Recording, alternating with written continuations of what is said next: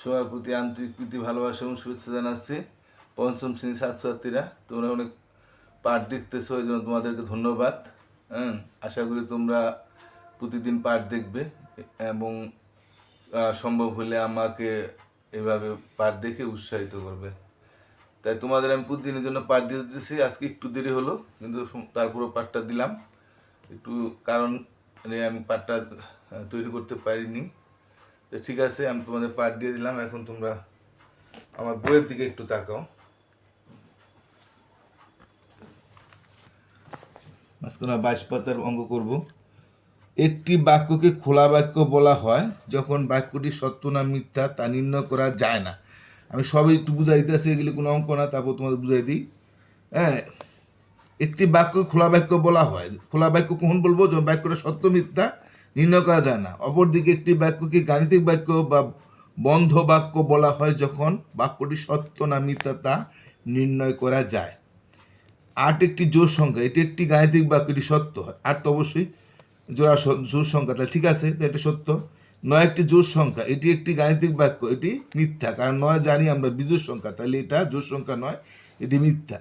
কয়েকটি জোড় সংখ্যা, কয়েকটি জোড় না বিজোড় আমরা কিন্তু বলতে পারি না, এটি একটি খোলা বাক্য, কারণ এটি সত্য অথবা মিথ্যা হতে পারে যা কয়ের মানের উপর নির্ভর করবে। হ্যাঁ, কয়ের মান যে কত আমরা না জানলে তো বলতে পারবো না। হ্যাঁ, তাহলে এটি সত্য না মিথ্যা এটা আমরা নির্ণয় করতে পারছি না। নিচের বাক্যগুলি গাণিতিক বাক্যে প্রকাশ করি এবং খোলা বাক্য ও গাণিতিক উক্তিগুলি নির্ণয় করি। 5-এর সাথে ক যোগ করলে যোগফল 12 হয়। 5-এর সাথে কত যোগ করলে যোগফল 12 হবে, এটা কিন্তু আমরা জানি না, তাই এটা একটা খোলা বাক্য। 3কে 4 দিয়ে গুণ করলে গুণফল 12 হয়, তো এটা তো সঠিক, তো এটা একটা গাণিতিক বাক্য, কারণ 3কে 4 দিয়ে গুণ করলে 12ই হবে। 26কে 4 দিয়ে ভাগ করলে ভাগফল 5 হয়, এই গাণিতিক বাক্যটা কিন্তু সত্য হবে না। হ্যাঁ, এটা এই বাক্যটা মিথ্যা, তাই না? কারণ 26কে 4 দিয়ে ভাগ করলে তো 5 হয় না। আর এইটা এখানে একটা চতুর্ভুজের মতো আছে, একটা ত্রিভুজ আছে, এটা যোগ করলে যোগফল 10 হয়, এটু আমরা নির্ণয় করতে পারি না। বাক্যটি আমরা এটা সত্য না মিথ্যা আমরা জানি না, তাই এটা একটা খোলা বাক্য। এখন আমরা 2-এর অঙ্কগুলি আমরা বোর্ডে দেখি। এগুলি কিন্তু খুব গুরুত্বপূর্ণ অঙ্ক। ভবিষ্যৎ জীবনে তোমরা 6-7 গেলে এই সমাধানে অনেক অঙ্ক করতে পারবা।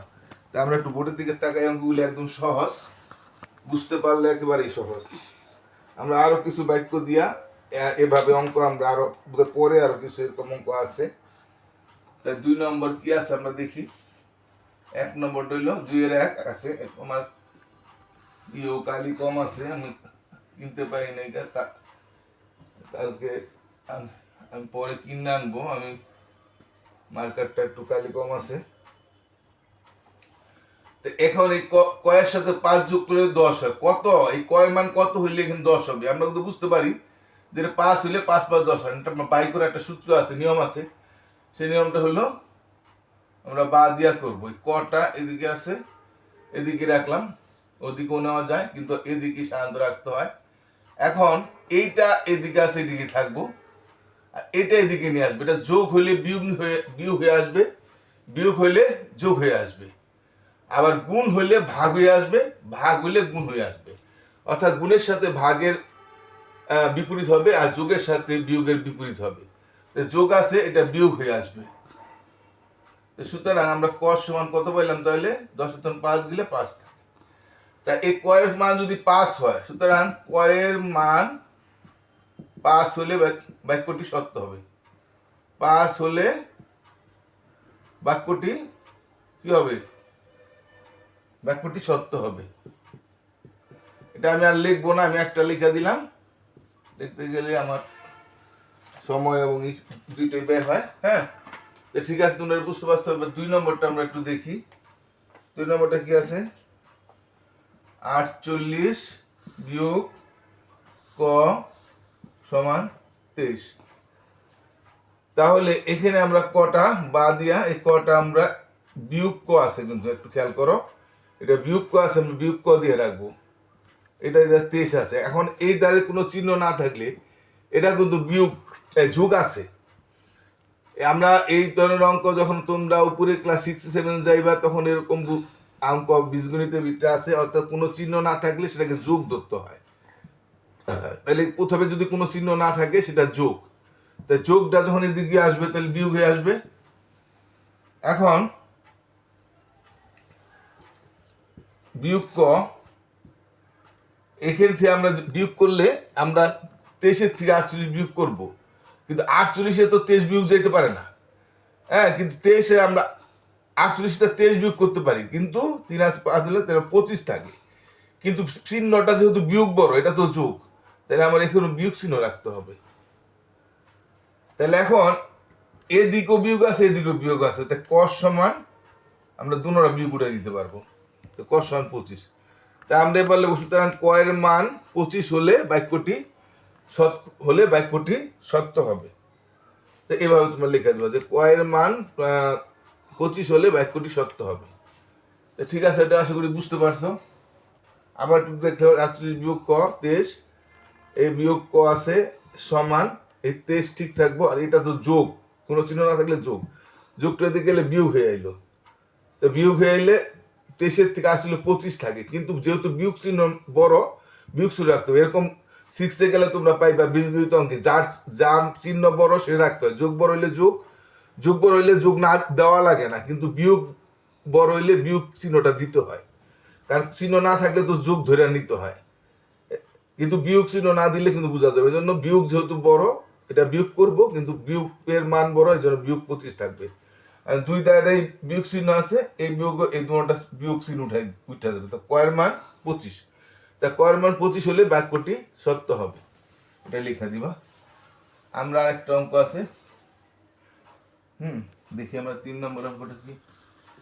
3 নম্বরটা আছে ক গুণ 2 সমান 36। তো বা দিলে ক গুণের সাথে ভাগ, তাহলে এটা গুণ কত আছে, এই 36 ঠিক থাকবে, এটা গুণ আছে, এটা ভাগ হয়ে আসা পড়বে। গুণ থাকলে ভাগ হয়ে আসবে, ভাগ থাকলে গুণ হয়ে আসতো। তা সুতরাং ক সমান আমরা কত পাইলাম, 36 18, দুগানে 36।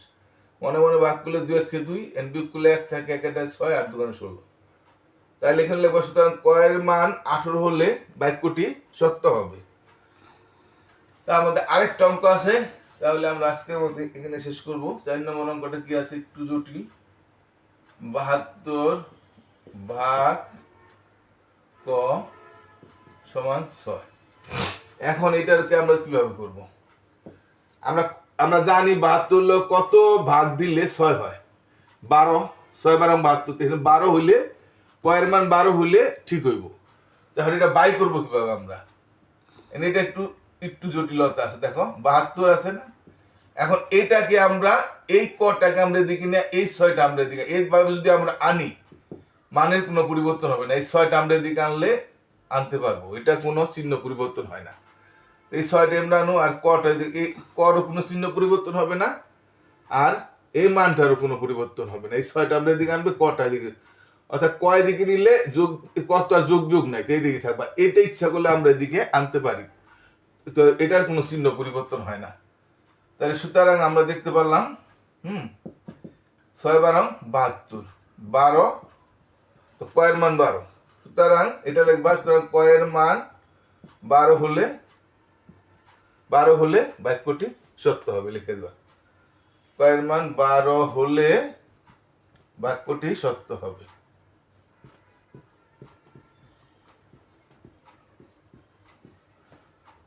বুঝতে পারছো? এটা তোমরা 72 ভাগ ক 6, তা এটাই ভাবে এইটাকে যদি আমরা এই দিক থেকে এদিকে আনি, এটা কোনো চিহ্ন পরিবর্তন হবে না, এই দ্বারা আনা যায়, কোনো পরিবর্তন হবে না চিহ্ন। এটা 6 আনলাম, আর কটাও এদিকে কোনো চিহ্ন, কর মধ্যে কোনো চিহ্ন না, এটাও আমরা কোনো চিহ্ন পরিবর্তন করি না, এটারও কোনো চিহ্ন পরিবর্তন করব না।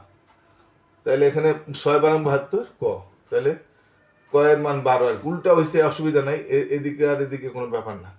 তাই কয়ের মান 12 হলে বাক্য সত্য হবে। ঠিক আছে, আশা করি তোমরা বুঝতে পারছো। নিয়মিত পাঠ দেখো আর অঙ্কে দক্ষ হতে থাকো।